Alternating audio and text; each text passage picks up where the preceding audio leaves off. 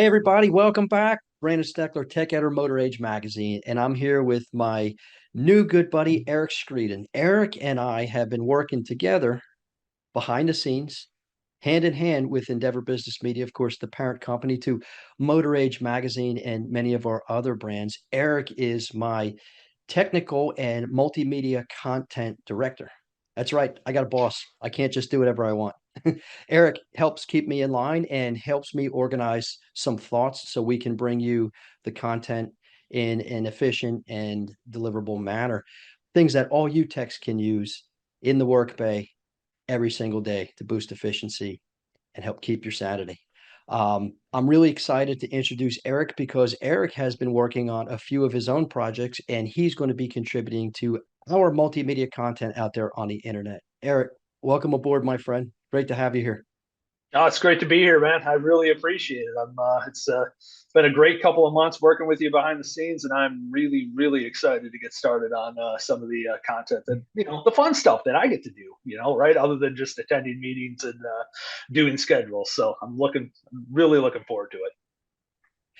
That's what I'm excited about too. When Erik joined our force, I felt kind of like before that, a little bit like the Lone Ranger on my own. And what I mean is, I love my team, but there are very few of us on the team who are uh, how am I going to word this at the technical side of things? And that's where I come into play. But now with Erik on board with me, we're going to be tag teaming a lot of this content and bouncing ideas off one another. So Erik and I come from very similar backgrounds, and we both have decades worth of experience. But if you don't mind, Erik, I want to put you on the spot a little bit. I know you don't like to toot your own horn, but I'm asking you to please. Can you please give me a little bit, give us all a little bit about your background, your experiences, some of the certifications you have, and things like that? Absolutely. So, I kind of started in the automotive industry back in the early 2000s. To be completely honest, I kind of fell into it. I figured out pretty early after a year of 4-year college, traditionalist at the University of North Dakota, that, college wasn't necessarily for me, like it is for a lot of folks. At 18 years old was not really mature enough to spend the time studying that I needed to when I was out on my own. So came back and was working at the Minneapolis St. Paul International Airport throwing bags. And some of the older guys, and when I say older, they were, our age now, right? They were in their mid 40s, but they were like, listen, kid, you don't want to be doing this. Go to school. You don't want to be doing this when you're our age. It's a fun job. The flight benefits are great. It's not what you need to be doing. So I put my name on the list for airframe and power plant mechanics and the automotive program because they both had a waiting list. And I'm like, I'm just going to go to the direction that that calls me first. And it, just happened to be the automotive program. Went through that, started working at a Ford dealership, worked at a couple of Ford dealerships, went to a GM performance shop after that, had an opportunity. A good friend of mine from high school was a technical editor at a performance magazine in the Twin Cities back in the early two or mid 2000s. So worked there for a while, moved down to Rochester, Minnesota, started working down there, some independent shops, and then getting, at that, probably the 13-year mark, the knees, the standing on concrete, all that every day, kind of it started to weigh on me. And I got out of turning wrenches, for pay, got into doing kind of support for J2534 reflash and scan diagnostics. I worked for a tool company now that's been purchased by Bosch called OTC Tools. Many of you are probably familiar with it, doing support for those applications. From there, got into some technical sales roles, and then made my way here. So I've been an L1, master tech. I held A1 through A8 for a very long time. Had my L1 certification, and it's really funny when you talk about the evolution of the automotive industry just in the past, 15 years. Just when I'm going through the process, Brandon, of going through and recertified, right? I have my A2, A6, A8, and L1. I got to recertify here in the next couple of months. And just looking at the changes of those tests, and just the automotive, how far the automotive industry has progressed, has been, quite astonishing. It's, I've always kept on it. I've always done, like a lot of technicians, a lot of side work and stuff. But when you really get down and start looking at it, man, it's a lot for the technicians out there to stay on top of. It's a very, very challenging industry, and it's something that I'm excited to be a part of this side of it to help the technicians out there, master those skills, stay relevant, stay up to date, so they can provide the best life for their family.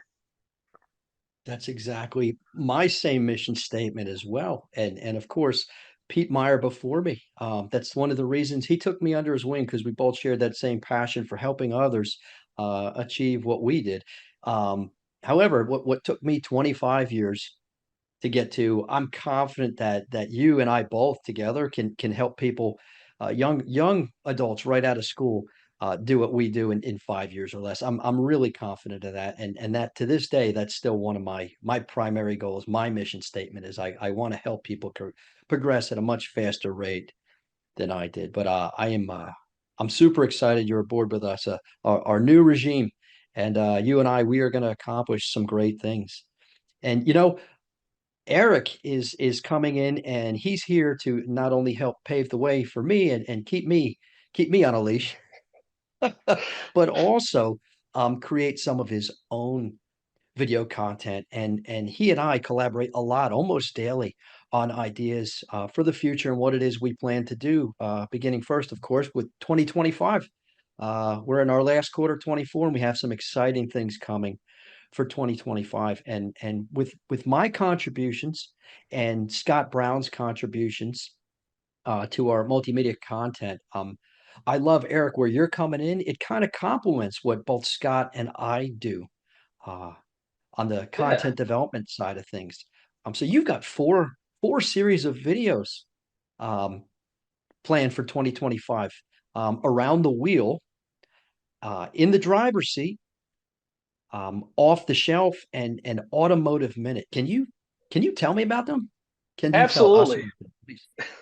Yeah, absolutely. So, around the wheel, when I came in and started taking a look at the content you were building, especially, kind of what Pete had started, with the trainer and everything else, looking at that, it's, fantastic content. We do a wonderful job.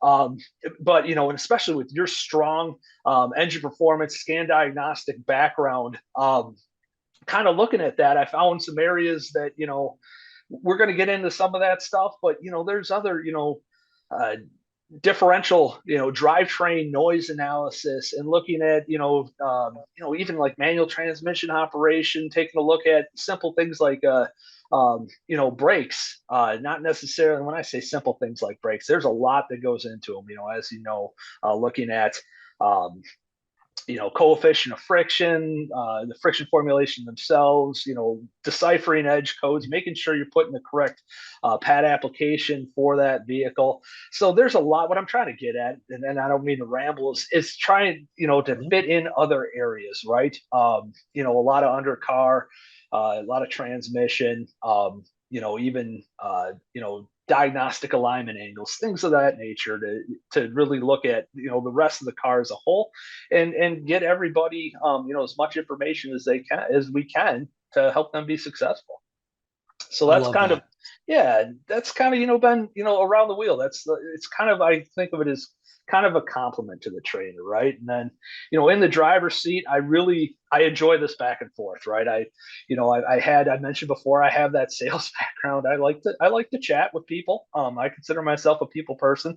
So in the driver's seats, more of a interview series, kind of like a lot like your Wrench Tales, but we're going to be talking to a bunch of different subject matter experts, not necessarily on specific repairs and vehicles, but more of, ideas in a whole. So emerging technologies, looking at, even like, technician liability, and things of that nature, that really need to be in the forefront of folks' mind, as they perform their jobs every day, right? Just to keep, kind of on top of everything that's coming out and changing, within the automotive industry. And then off the shelf, it's kind of a parts related program. A lot of people are like, parts, really?